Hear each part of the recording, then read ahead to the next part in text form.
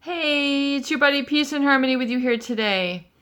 We are going to take a moment to really get heart-centered and really just kind of come into that place of your being which is really attracted to the best part of life, the best part of your health, the best part of your interest, the best part of your fulfillment. And oftentimes, people tend to ignore that or have been used to ignoring this part of their life or this voice in their life after they have been involved for quite some time with a narcissistic type individual. A narcissist, by virtue of their character disorder, requires a lot of attention. They need to be the one in the limelight. They need to be the one who has the voice that's louder than others, the presence that's bigger than others. They need to command the attention without really doing things that specifically garner the attention deserved. You're just expected to automatically comply and cooperate with this individual. By virtue of the presence that they exude. Oftentimes, the covert narcissist is kind of introverted or very soft-spoken, oftentimes very underspoken or not spoken at all. And it is this passivity, this really sort of quiet selfishness that tends to be so dismissive, and a lot of people would not really think that this individual could be narcissistic. They would just say he's into his own thing, or he's just quiet, he's kind of reserved, he's retiring, he's the strong and silent type. A lot of people tend to enable or make a lot of excuses for this individual, yet they don't realize that there's a deficit or a neglect or a sort of a void that is occurring in the relationship. And this oftentimes goes undetected for years in a relationship with a covert narcissist. And oftentimes, they're really, I want to say, almost getting the best of others around them. When they tend to really surround themselves with people who can satisfy them and who can do things for their life that they just don't want to do for themselves. In other words, I'm above this, I'm beyond this, and the people who I surround myself with will pick up the slack. They will, the job and duty is on them. It's for them to clean, to cook, to raise themselves, to parent themselves. It's up to them to figure a lot of things out in life. If you fall down and scrape your knee, go ahead and do it again. I'm not here to guide you, educate you, walk you through it. If you're in a parental relationship with them, they're really just sort of the passive observer. And through this, they exude really a character disordered selfishness. They just don't get involved with things where they should be involved. They let a lot just happen. They are very sort of unaccountable, irresponsible in this way. They just don't have the security within to address it. They tend to just let a lot of things slide, let a lot of things go. And when you're in a relationship with this type of individual, it becomes very much, you can see this as a true shortcoming. And if you're in a relationship with them, you will oftentimes then have a deficit yourself with what you need or communicate about or be accountable to in this other individual. There needs to be that heart-to-heart connection and not have it all the time, ignored or skirted over or glazed over or repressed or suppressed or just kind of pushed down. Oftentimes people, they live this muffled sort of hurt and muffled sort of need, and they don't know how to give voice to it. So we want to really focus in here on this video and how to get heart-centered, how to come back to that place where you can be heart-centered, where your I am can exist, your voice, your true needs can be validated, they can be expressed, they can be given life, they can be given place, they can be allowed to exist. And give yourself permission right now to give life and to give validation and give importance to that heart center, which of course is in the center of your being, and that which has really cried out for attention or acknowledgement, or really needs to admit and accept that certain things were not given to you by the covert narcissist. If it was a spouse, if it was a boss, if it was a parent, there might have been not have been a lot of attention, a lot of eye contact, a lot of positive touch, a lot of positive validation, a lot of positive approval, the things that really only a parent can give or only a spouse can give, that you were looking for in this relationship. And perhaps you had devoted and dedicated a lot of your life to figuring this out and how to rekindle or make this connection with this individual. And because of this deficit, because of the covert narcissism, this pathological selfishness that drove this person basically to be separate from your life or very distant in your life, even though you were there and you wanted a close relationship, oftentimes you spent a lot of your life trying to figure it out. What can I do better? What can I do more?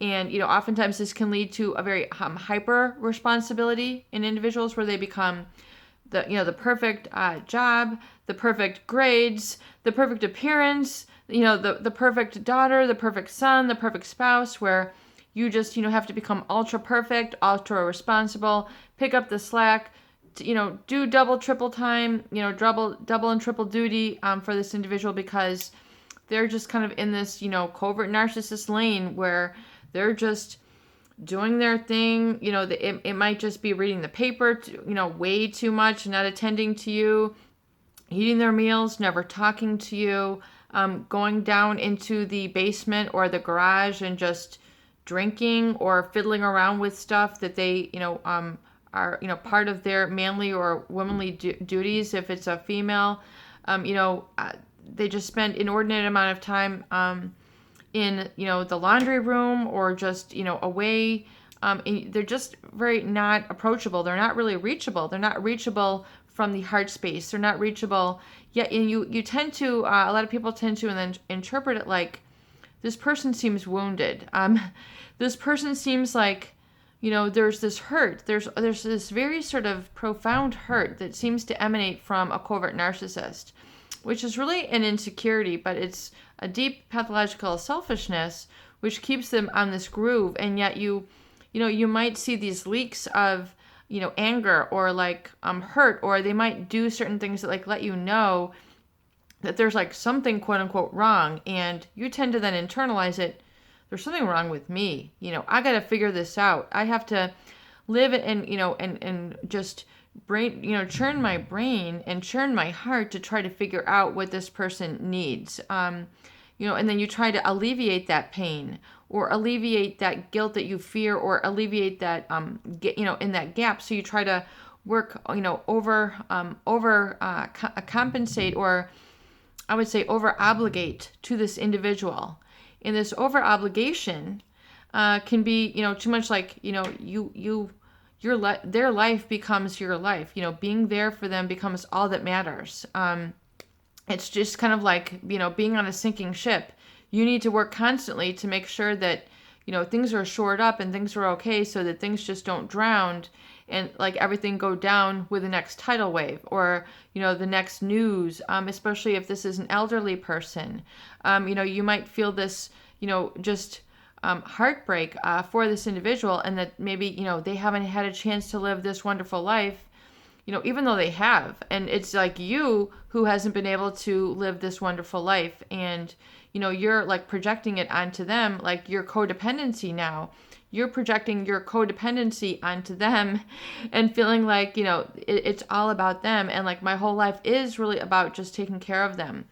And it can become a very much enmeshed situation, or what we call codependency or enabling, where the roles have become so defined in this manner that you abandon yourself and your needs. You find you're going through a lot of, sacrifice and martyrdom for this individual. And, you might become really good at this by this point. I mean, you might be an expert at taking care of this person and being there and advocating and, denying yourself what you need to do. So when you try to live your own life, you feel this guiltiness or foreignness, or, because it so contradicts, or it contradicts really the life that you're trying to live for this individual. So as reaction to them to always be there, your life seems to contradict this selfish martyrdom that you have, had it imprinted and implanted to you to be there for this person. And so it's very important to realize that you are meant to live your own life. You need to do this. It's an okay thing. Even though it hurts in the beginning, it so contradicts the egoless, selfless, altruistic life which you have had. Yet it becomes very dysfunctional if you can't kind of become your own person. You can't, live your own life without feeling constantly indebted to this individual. Constantly like you have to be there, and you feel, very disempowered when you're around them, and used to the lack of attention and the lack of validation of yourself, or the minimizing of yourself. You really have to grow beyond that. So it's very important to ask yourself these questions. If I were no longer indebted to this narcissist, I really would love to. If I were no longer so ensnared with this very codependent relationship, I really know I need to. And fill in the blanks. If I were no longer so stuck with taking care of this individual and taking care of their ego needs, I really would love to. And fill in the page. When I talk about your recovery journal, I want you to ask these questions and use some open-ended questions to get back to your heart space and come back to yourself and find out what your heart is telling you, where your heart is guiding you, where your heart is directing you. Because the way I see it, it's like a heart, and there's like a little golden stream in the middle of that heart. So if you can imagine a heart with a little golden stream, that little golden stream is your heart trying to take you to the right place in life. And if your life has been really, limited and made, very small versus very expansive by this individual, it's become very limited and cloistered and sequestered over here, and yet that you feel that there's this much more in life that you're missing, come back to that heart place. Come back to your heart and ask yourself these questions. If I were no longer so indebted to this wounding or this covert narcissistic individual or this individual here, I really know I need to pursue my life by doing, and fill in the spaces. Fill it in with 10, 20, 30, 40 things. The part of my life that I've really been overlooking because of this individual is, and fill in the dots, fill in the pages. What I really did not receive from this individual was, and then because of that, I now need to, and fill in the blanks. Fill this in. And it's really very important to acknowledge and become aware of what you did not receive and what you now need to do and provide for yourself as a new way to revalidate yourself and give yourself that self-governing mechanism to validate yourself and get back into the I am and I will and I see myself and I am now going to. And now that I'm no longer being controlled by guilt, fear, and obligation, I'm going to pursue, and I'm going to connect, and I'm going to reach out to others. And I see myself becoming involved in, and I really have always wanted to. And because this individual had limited me in so many ways, physically and emotionally, spiritually and psychologically, I'm now going to release that and let that go, and now expand my life by pursuing and connecting with people. And ask yourself these open-ended questions. Realize the limitations that have been caused on, from being with this individual, and how heavy perhaps it has felt to you, and how limiting and how much it has blocked you. And realize that you have other interests, other areas in life that are kind of tugging at you. Come and check this out. Come and explore this. Come and learn about this. Come and connect that. And now that you're no longer so heavy with the guilt of obligating here, I really am open to pursuing and fill in the blanks with these questions, things that you're really interested in, things that you really want to learn about, things that you really want to become in your life, things that you really see yourself doing, becoming, and reaching out in what we call expanding, or really opening up in terms of personal growth in your confidence, in your self-esteem, and your self-trust, and begin making new positive decisions in that realm, so you get used to making these good decisions and declaring and enforcing, defining those boundaries, which are based on self-trust, self-value, self-validation, and self-importance that oftentimes wasn't validated for you or given to you by a covert narcissistic individual. peace and harmony with you here today. I hope these videos do help.